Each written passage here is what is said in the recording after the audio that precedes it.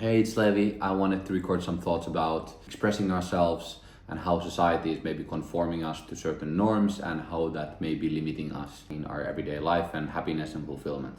Expressing yourself is essentially freedom to be yourself, and who doesn't want to be yourself because you're able to do the things that you enjoy to do. You're able to express yourself fully and able to do things that give you joy and a meaning in life. Oftentimes we lose the touch with ourselves, to be honest.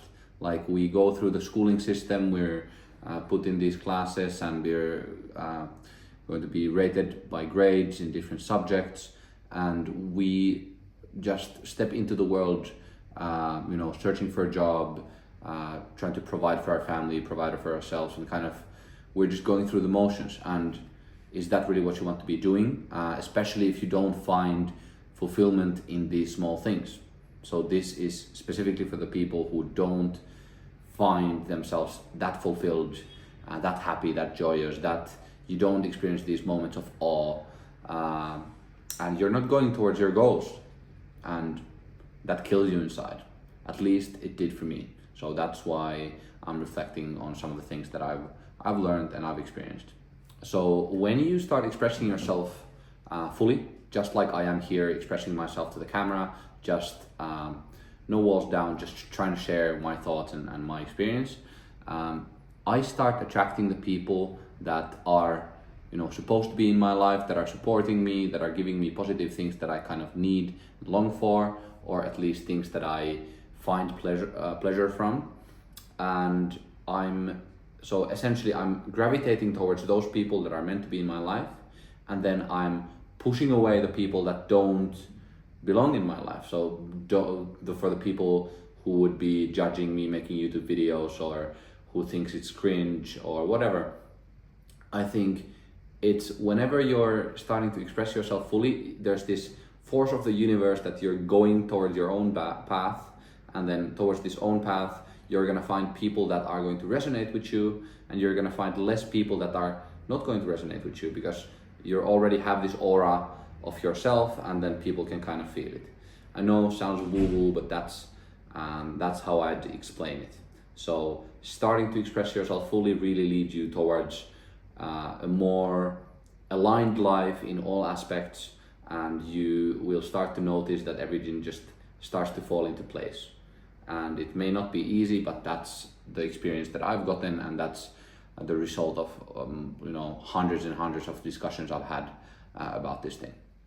An exercise that may be helpful is really thinking about, okay, who was I when I was growing up? Who was I when I was a kid? I didn't have this social pressure put upon me.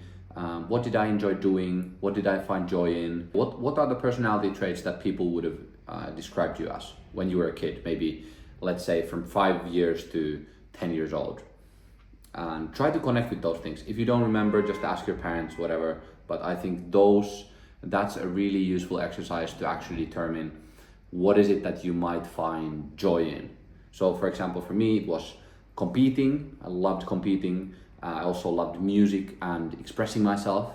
And honestly, I've lost touch with all of these three things. Like, I've been building companies, yes, and I've been competing somehow, but now that I'm really looking for what am I interested in, I find that these are the things that I'm really, really, really passionate about, and that I get energy from. So that's a useful exercise that you should give a try. If you want to rationalize, it really helps to look at the things that you're avoiding. Maybe you identified that maybe it's expressing yourself, or maybe you really like creative tasks like drawing or writing or making little songs or whatever. Maybe you like building Legos. Now you want to build companies or houses or sauna, whatever. Now that you've reconnected with what you used to like as a kid and what might be like very inherent to you, you might think, okay, what's holding me back from this? Is it fear? Most often it's fear about not feeling like you're gonna be accepted, or fear of judgment, or fear of rejection.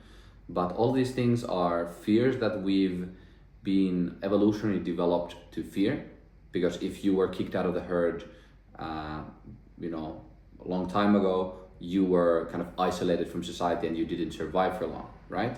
But that doesn't really happen anymore in a similar way. So it's a lot of these fears of ours that are kind of very much built in. We don't really need them to a certain to the same extent that we used to. So let's look at the fears.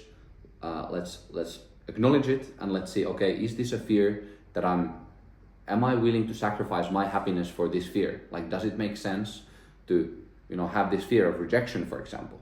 So acknowledging the fears, and then weighing in whether they're fears that actually support you and put you towards your goals and your happiness or not.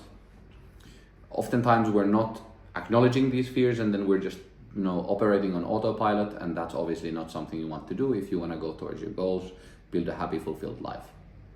What really guides us in our actions is well, the society and its norms, and everything you've already always found around you, people, things and people and actions that you've surrounded yourself with. That's the reality you live in.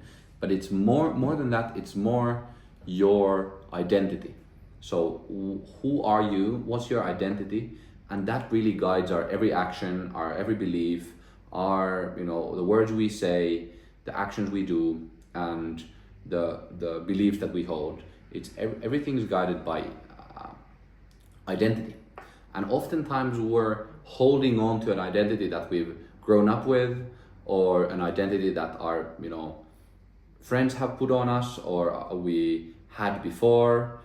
And maybe there's a situation where you don't associate with that identity, but it's everything and you're still holding on to that.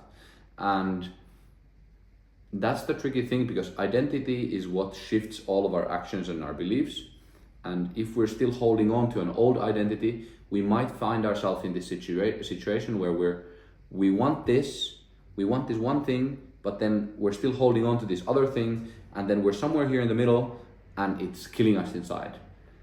That happened for me, for sure, in terms of building companies. I was in uni, and I was building these companies, and I was supposed to do this, and I was doing this, and I was doing neither super well.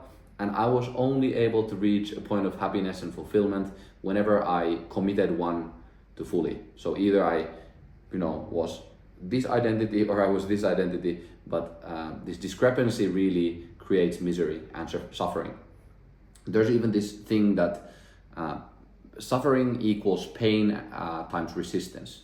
So if you have pain but you don't have resistance, there's no suffering, because suffering is something extra. It's self-induced, it's extra. You can let go of it.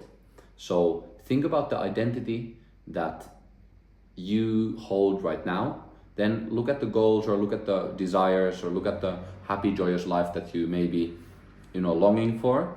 Or maybe you want to build a business. Look at that business, and look at the person that has that business. You really need to think about, okay, what's the identity of this person? And then here's a little secret. The only way to start living a certain type of life is to start living it. That's the only way.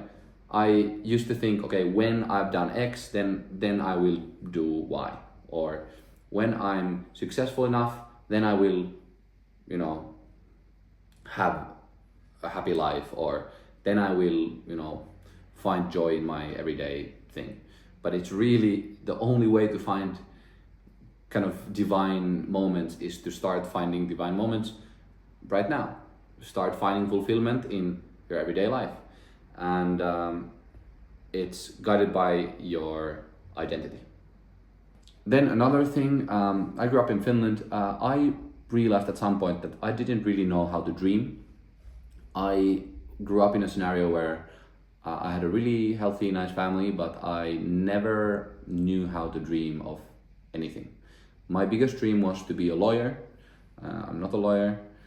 And I've been able to create the life that I couldn't even dream of. But if I could have dreamt of it beforehand, if I would have been able to see videos like this, videos of people, of authorities, of of this life that I'm now able to live, I would have been able to, you know, dream it and then create it into reality. But I caught myself of not having dreams because my identity didn't allow myself to have these things. So a big thing for me was actually learning how to dream, really picturing something.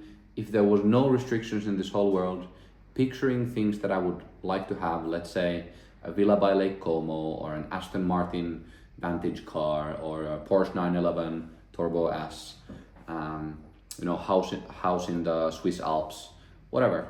And I start to think about these things. I start to vision these things, and then now I'm pretty certain that I'm going towards them and I will have them. And it has been a very conscious effort for me to try to dream. And I was really thinking about it, and I was like, okay, why don't I know how to dream? And I realized that it's this monetary, you know, gain or monetary success has never been like the most attractive thing for me. And I have never associated myself with being a public persona or having this high status in the public eye. So that's never been that attractive to me either.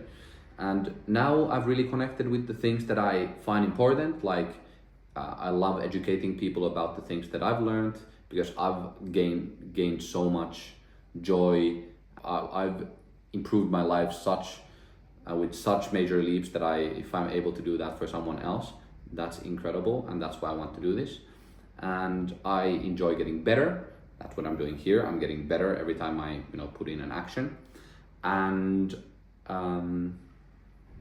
yeah, and then I'm able to express myself, which is another thing that I wanted to do. So dreaming has been something that I've had to learn, and I think dreaming is very healthy. And I encourage you to also, think about what are your dreams, and do you want to make them happen? Because you can. So think about what you want in life, not about what society wants you to do, not about your parents or your close circle wants you to do. Think about your desires, and are they really important to you? And are you going towards them? Because if you're not, you're not, and you have the responsibility to take the action. So that's something to think about. And this is a wake-up call, hopefully, for someone. And this is me sharing my experience, and I can assure you that I'm very happy, and I'm super happy to have made these decisions. And I would have been extremely happy to find a video like this before. So hopefully this was helpful. Let me know if you have any questions in the comments. And yeah, until the next video, see you.